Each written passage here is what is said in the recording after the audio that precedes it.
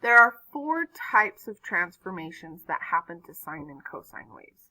And we're going to go through these one by one. The first one, this A, is your amplitude. So that A tells you the distance from the center to the max or the min, just like we talked about in the last video. The next transformation we have is B.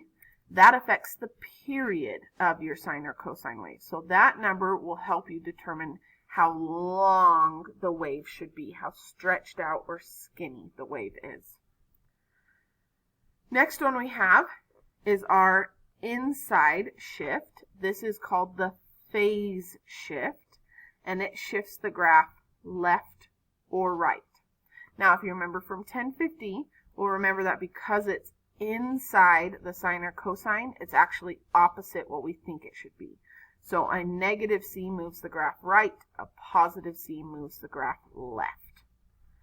And the last one we have is our vertical shift. That is an outside shift, so it moves the graph up and down.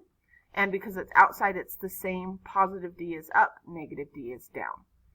So these are the four different transformations we've got. We have, once again, amplitude, period, phase shift, vertical shift. We're going to go through each of these transformations one at a time to talk about them in a little more detail. So we're going to start on the next page with our amplitude. Amplitude, once again, is the height of the sine wave. It's the distance from the center of the wave to the max or the min of the wave. So we're going to start graphing these things. Now, anytime you graph these, I want you to list four things. And I want you to list them just like this. You have your amplitude, your vertical shift, your period, and your phase shift. Those are our four things. Now, because we're learning the transformations one at a time, not all of these are happening right now, so I'll show you what to do with that. First thing we want to highlight is that 3 is being multiplied out in front, so that is an amplitude. Next, if you notice inside, I don't have anything there. Basically, I could think of that as a secret 1, which means my period hasn't been changed. So the period is still the basic period you learned about in the last video, which is 2 pi. Period is actually the last transformation we're going to talk about. We're going to talk about how that changes. But if there's no number in front of the x, then the period is the basic period, meaning it's 2 pi. Now, we know vertical shifts happen outside, and there's none here. No adding or subtracting outside. And we know phase shifts are adding or subtracting inside, and we don't have any adding or subtracting inside, so no phase shifts. So every single time you see a graph of a sine or a cosine wave, I want you to list these 4 things. Whether you have the 4 things or you not, you should always list them. Now we're going to talk about graphing. Graphing happens in 5 specific steps. Step 1, we always graph the vertical shift first. Now, because there is no vertical shift this time, that vertical shift just lies on our midline, the x-axis. If we did have a vertical shift, that line, that dotted orange line, would be moved up or down. Second thing we graph is the amplitude. The amplitude is the distance up and down from that vertical shift line. So I'm going to go 3 up and 3 down. And this gives me the boundaries of my wave. So I know that my wave needs to fit between these 2 blue lines. Those are my boundaries. Third thing you graph is always the phase shift. The phase shift moves your graph left and right. Since there is none this time, our graph is going to start on the y-axis. There's our phase shift line. And step 4 is the period. That is how long one wave is going to be. So I'm going to label this. I'm going to go, let's just go by pi halves. You can choose to label it however you want, label your x-axis. But I want one wave to be 2 pi long. So from my starting point, my ending point of the wave will be 2 pi. So if you notice here, I've kind of created like a box right here for my wave to fit into.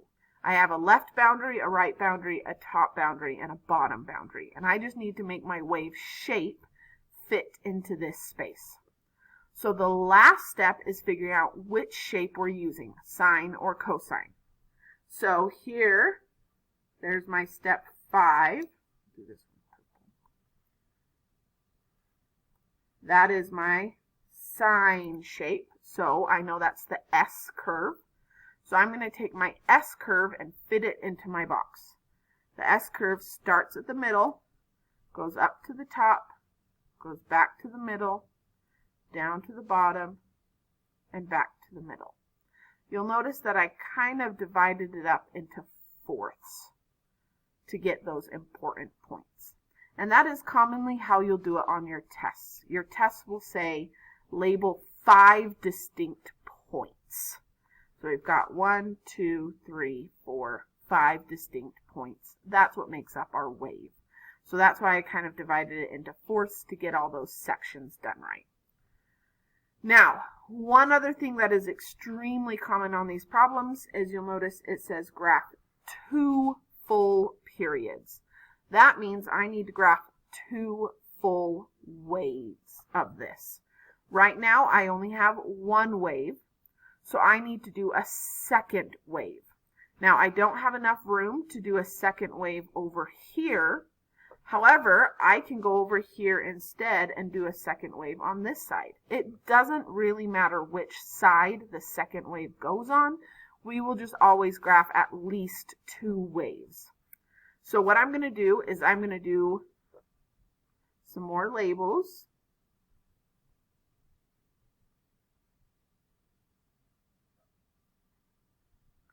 And I still want this wave to be 2 pi long. It's just 2 pi in the other direction. And then I repeat that same S shape.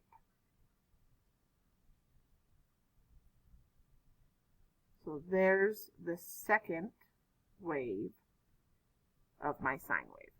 And now I have at least 2 full periods, 2 full waves of this sine wave. And that's graphing. You're done. So what I would like you to do, actually let's do the first part together. We're going to find amplitude, vertical shift, period, and phase shift together. And then I would like you to practice graphing it. Now for this one, my amplitude is 5. Notice that I am ignoring the negative. The negative has nothing to do with the amplitude. We'll talk about what it has to do in the end. Vertical shift is outside. I don't have anything there. No adding or subtracting outside. Period is a secret 1 in front. So since there's nothing there, it's just a 1. The period is the basic 2 pi period. And phase shift would be adding or subtracting inside with the x. And I don't have any of that happening, so phase shift is none. So I want you to graph this. Remember to graph in your steps. Vertical shift always comes first, then amplitude, then phase shift, then period. Then for the shape of this graph, this is where we use the negative. This is a cosine wave, so we would think it would look like that, our cosine C. However, it is a negative cosine wave, which means my C is flipped. So once you make your boundaries, that is the shape that should fit in your boundary box, that upside down C shape. And that is your step 5, coming up with that shape. So now that you have all those steps listed, I want you to work those steps in that order to come up with the graph of what this would look like, very similar to what we did in example 1. Pause the video and try that out now.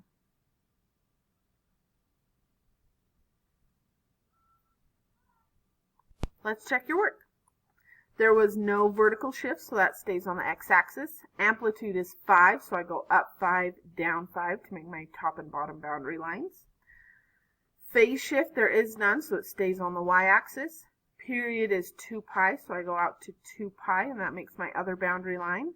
And I now have this square to make my first wave. Because it's a negative cosine, I start at the bottom, and I do my 4 sections.